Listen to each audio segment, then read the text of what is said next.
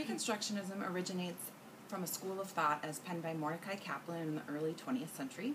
Kaplan sought to create an inclusive Jewish community regardless of Jewish practice that focused on Judaism as a civilization. This grew in popularity, and in 1968 the leadership was consolidated with the opening of the movement and the Reconstructionist Rabbinical College in 1968. I find that people tend to come to Reconstructionism in three ways, sometimes one way, sometimes all three. The first is through Reconstructionist ideology, which is a belief in Judaism as more than just a religion, but also a civilization with unique art, literature, history. It's also a belief in making decisions as a community using the medium of democracy. This is called values-based decision-making.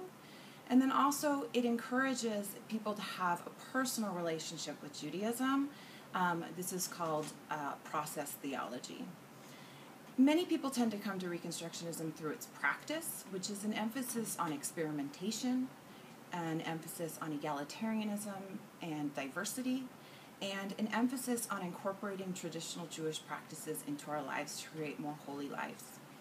And then finally, many people tend to come to Reconstructionism through its social ideology, which is a belief that Jews live in many different communities, and we have many different identities, and that we have obligations in all of the communities in which we live in, and that rather than be opposed to one another, these obligations are many times synonymous, such as furthering democracy, social justice, egalitarianism and equality, and diversity.